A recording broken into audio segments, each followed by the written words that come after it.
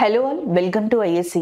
Boycott Maldives అనే statement ఇప్పుడు social మీడియాలో కావచ్చు అండ్ వివిధ న్యూస్ ప్లాట్ఫామ్స్లో న్యూస్లో కూడా సర్క్యులేట్ అవుతూ ఉంది.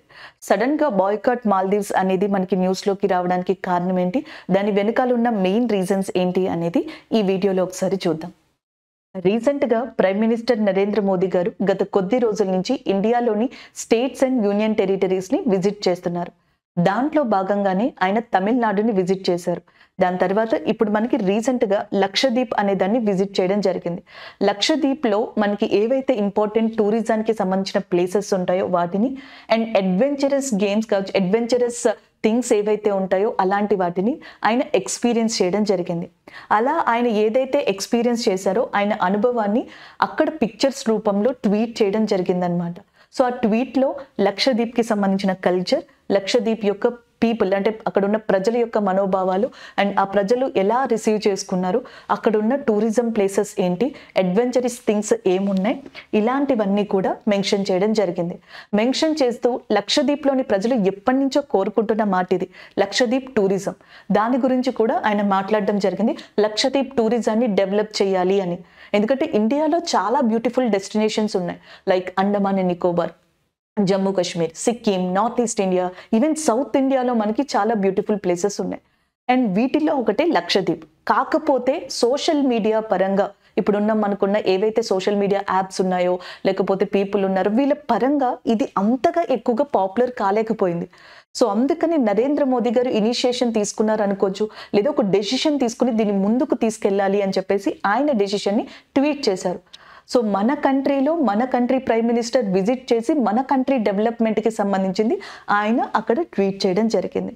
అయితే అక్కడే అనుకోకుండా అనొచ్చు, అన్ఎక్స్పెక్టెడ్గా మనం ఊహించినటువంటి ఒక షాక్ అనొచ్చు, ఒక స్టేట్మెంట్ మాల్దీవ్స్ మినిస్టర్స్ నుంచి పాస్ అయింది. మోదీ గారు ట్వీట్ చేసిన దీనికి మాల్దీవ్స్ యొక్క 3 మినిస్టర్స్ రీట్వీట్ చేశారు. రీట్వీట్ని ఎట్లా చేశారు అంటే, ఒక డిగ్నిటీ ఆఫ్ లాంగ్వేజ్ని యూజ్ చేయకుండా ఒక డిఫరెంట్ లాంగ్వేజ్తో, ఫౌల్ లాంగ్వేజ్ అనొచ్చు లేకపోతే కరెక్ట్ ప్రొఫెషనల్ లాంగ్వేజ్ని యూజ్ చేయకుండా, అండ్ ఈవెన్ మాల్దీవ్స్కి సంబంధించిన one of the minister Mariyam గారు మన ప్రైమ్ మినిస్టర్ ఆఫ్ ఇండియా లేదా ఒక కంట్రీ ప్రైమ్ మినిస్టర్ని పప్పెట్ అనే పేరుతో కంపేర్ చేస్తూ ట్వీట్ చేయడం జరిగింది. సో ఇలా వీళ్ళు ట్వీట్ చేసిన తర్వాత ఇంకొక మినిస్టర్ మనకి మాల్దీవ్స్ ఇన్ఫ్రాస్ట్రక్చర్కి ఇండియా యొక్క ఐలాండ్స్ ఏమాత్రం సరిపోవు అని ఇండియాకి సంబంధించి కొంత వ్యంగ్యంగా కూడా ఆయన ట్వీట్ చేయడం జరిగింది. ఇలా వీళ్ళు ట్వీట్ చేసిన వెంటనే మాల్దీవ్స్కి సంబంధించిన హయ్యర్ అఫీషియల్స్ వెబ్సైట్స్ ఏవైతే ఉన్నాయో అవన్నీ హ్యాక్ అయ్యి వర్క్ అవ్వడం మానేశాయి. సో చాలా వరకు కొన్ని సోషల్ మీడియాస్, న్యూస్ ఛానల్స్ కథనం ప్రకారం ఇది ఇండియన్ హ్యాకర్స్ చేశారనో లేకపోతే ఇలా చేయడం వల్లే దానికి రెస్పాండ్గా ఇట్లాంటిది జరిగిందనో చెప్పడం జరిగింది.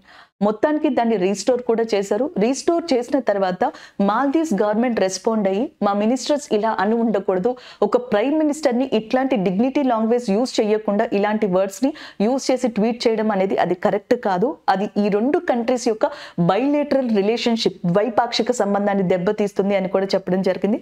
ఆ 3 సస్పెండ్ చేశారు. ఆ 3 సస్పెండ్ చేసినా సరే అప్పటికే ఆల్మోస్ట్ ఇండియాలో బాయ్కాట్ మాల్దీవ్స్ అనేది బాగా స్ప్రెడ్ అయింది. ఎంతలా స్ప్రెడ్ అయిందంటే ఇండియాకి సంబంధించిన సెలబ్రిటీస్ ఇండియా వైపు స్టాండ్ తీసుకోవడం, లక్షద్వీప్ టూరిజాన్ని ప్రమోట్ చేసేలాగా ట్వీట్స్ పెట్టడం, ప్రైమ్ మినిస్టర్పై ఏదైతే ఆ ట్వీట్స్ అనేవి డిఫరెంట్గా వచ్చాయో సో వాటిపైన మనకి వాళ్ళు రెస్పాండ్ అవ్వడం, ఇలాంటివి సెలబ్రిటీస్ వైపు అయితే ఇండియాకి సంబంధించిన ఎయిర్లైన్స్, ఇండియాకి సంబంధించిన టూరిజానికి సంబంధించిన కంపెనీస్ ఇవన్నీ కూడా మాల్దీవ్స్ వైపు టూరిజాన్ని మేము ప్రమోట్ చేయము అన్నట్టుగా కూడా కొన్ని స్టేట్మెంట్స్ని పాస్ చేయడం జరిగింది.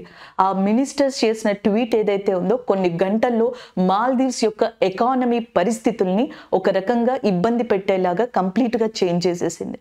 ఇది ఇప్పుడు ప్రజెంట్ ఉన్న ఈ బాయ్కాట్ మాల్దీవ్స్కి సంబంధించి ఏం జరిగింది ఈ కొన్ని గంటల్లో అనే దానికి ఇంపార్టెంట్ థింగ్స్ అండి ఇవి జరిగాయి. అయితే ఇండియా మాల్దీవ్స్కి సంబంధించి కొన్ని నెలల నుంచి డిస్టర్బెన్సెస్ అనేవి ఉన్నాయి. అండ్ ఆ డిస్టర్బెన్సెస్ అనేవి ఎంతవరకు వెళ్ళాయంటే ఇంటర్నేషనల్ మీడియాలో సో మనకి కొన్ని గ్రూప్ ఆఫ్ పీపుల్, కొంతమంది గ్రూప్ ఆఫ్ పీపుల్ చైనా వైపు సపోర్ట్ తీసుకుంటే మాల్దీవ్స్లో, కొంతమంది గ్రూప్ ఆఫ్ పీపుల్ ఇండియా వైపు సపోర్ట్ తీసుకునేంత స్థాయికి చేరిపోయినాయి. అయితే ఇండియాకి మాల్దీవ్స్కి మధ్యలో అసలు మనకి బైలేటరల్ రిలేషన్ ఎలా ఉంది, అది కంప్లీట్గా ఇప్పుడు ఎలా చేంజ్ అయిపోయింది అనేది కూడా చూద్దాం. ఎందుకంటే మనకి మాల్దీవ్స్ ఎస్పెషల్లీ లక్షద్వీప్కి చాలా దగ్గరగా ఉన్న కంట్రీ.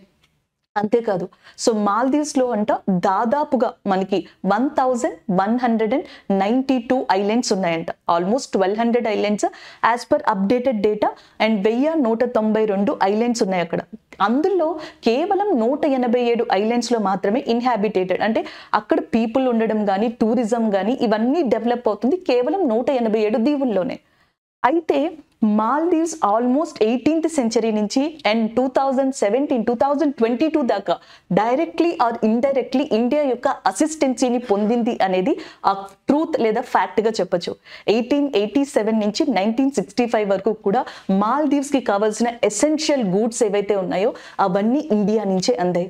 ఒకానొక సందర్భంలో అసలు మాల్దీవ్స్కి సంబంధించి వేరే కంట్రీలోకి ఆ రూలింగ్ అనేది వెళ్ళిపోతుంది, వేరే పీపుల్ చేతిలోకి, వేరే ప్రజల చేతుల్లోకి ఆ రూలింగ్ వెళ్ళిపోతుందన్న టైంలో, ఏ కంట్రీ మద్దతు ఇవ్వని టైంలో ఇండియా తన వైపు స్టాండ్ తీసుకుని 1988లో మాల్దీవ్స్ తరపున పోరాడి తిరిగి మాల్దీవ్స్ని రీఎస్టాబ్లిష్ చేసిన ఒకే ఒక్క కంట్రీ ప్రపంచంలో భారతదేశం అని చెప్పొచ్చు. అదే ఆపరేషన్ క్యాక్టస్.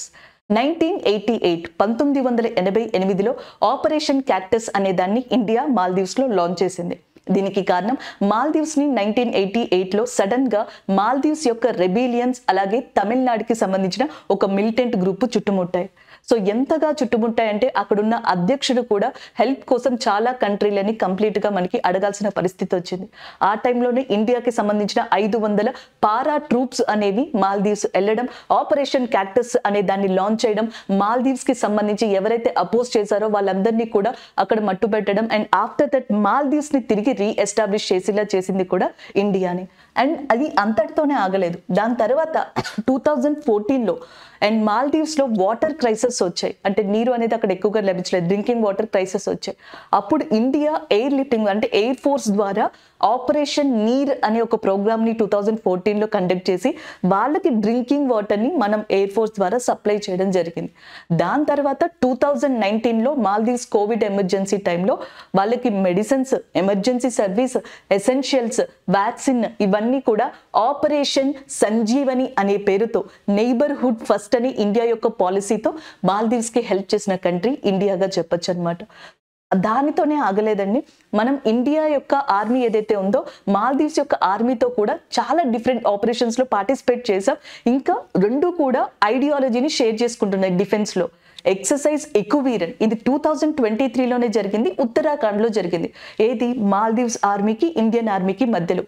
ఇవి కాకుండా ఆపరేషన్ షీల్డ్ అనే దాంట్లో కూడా ఇండియా మాల్దీవ్స్తో కలిసి వర్క్ చేసింది.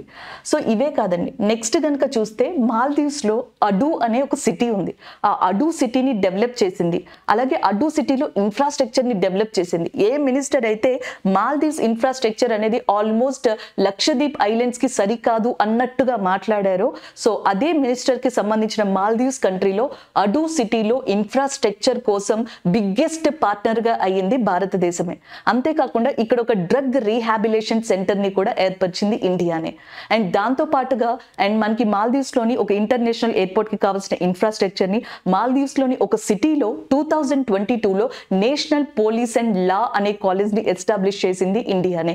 అండ్ అంతేకాకుండా మాల్దీవ్స్లో మనకి ఎవరైతే అఫీషియల్స్ ఉన్నారో లైక్ పోలీస్కి సంబంధించి, అడ్మినిస్ట్రేషన్కి సంబంధించి ఆ అఫీషియల్స్కి కావాల్సిన ట్రైనింగ్ అందిస్తుంది కూడా ఇండియానే. సో ఇన్ని మాల్దీవ్స్కి ఇండైరెక్ట్ గానో డైరెక్ట్ గానో అసిస్టెన్సీని ఇస్తూ వస్తున్న కంట్రీ ఇండియాగా చెప్పొచ్చు. అలాంటి ఇండియాకి మాల్దీవ్స్కి సడన్ గా మనకి డిఫరెన్సెస్ రావడానికి కారణం 2017లో మాల్దీవ్స్ ఫ్రీ ట్రేడ్ అగ్రిమెంట్ అనే దాన్ని చైనాతో కుదుర్చుకోవడం జరిగింది. ఒక రకంగా చైనా ఎప్పుడైతే ఈ రెండు కంట్రీలకు మధ్యలో బిజినెస్ పేరుతో, ట్రేడ్ పేరుతో ఎంటర్ అయిందో, సో దాని తర్వాత స్లోగా ప్రాజెక్ట్స్ని డెవలప్ చేయడం మొదలుపెట్టింది. తర్వాత స్లోగా బైలేటరల్ రిలేషన్షిప్ స్టాండ్ తీసుకోవడం మొదలుపెట్టింది. దాంతో అక్కడ ఒక గ్రూప్ ఆఫ్ పీపుల్, ఒక వర్గం ఇండియాకి వ్యతిరేకంగా మారిందని కూడా చెప్పొచ్చు అనమాట. And June 21 international yoga day రోజు మాల్దీవ్స్ లోని ఇండియన్ ఎంబసీ ముందర Indians out, Indian military out అనే నినాదాలతో మాల్దీవ్స్ ఎలక్షన్ క్యాంపెయిన్ అనేది జరిగిందని చెప్పొచ్చు.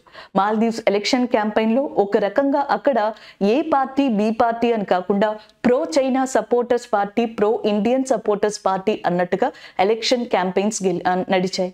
అండ్ ఫైనల్ గా ప్రో చైనా సపోర్టర్ అయిన ఎవరైతే మొహమ్మద్ ముయిజు ఉంటారో ఆయనే విన్ అవడం కూడా జరిగింది. సో అక్కడి నుంచి ఇండియా మాల్దీవ్స్ కి సంబంధించిన ఏదైతే రిలేషన్ ఉంటుందో దాని మీద ఒక క్వశ్చన్ మార్క్ పడిందని చెప్పొచ్చు. ఇన్ఫాక్ట్ జాన్ 8 నుంచి 12 మధ్యలో ఇప్పుడు అండ్ మాల్దీవ్స్ యొక్క ఎవరైతే ప్రెసిడెంట్ ఉన్నారో మొహమ్మద్ ముయిజు ఆయన చైనాని విజిట్ చేస్తున్నారు. ఈ నేపథ్యంలో మనకి ఇలాంటి బాయ్కాట్ మాల్దీవ్స్ జరగడం అనేది ఇండియా, చైనా, మాల్దీవ్స్ వీటన్నిటికీ కూడా ఇప్పుడు ఒక పెద్ద క్వశ్చన్ మార్క్ అని కూడా చెప్పొచ్చు అనమాట. అలాగే నెక్స్ట్ మన లక్షద్వీప్ విషయానికి వస్తే, ఎందుకంటే ఇండియాలో వన్ ఆఫ్ ద బ్యూటిఫుల్ డెస్టినేషన్గా లక్షద్వీప్ అనే దాన్ని చెప్పొచ్చు.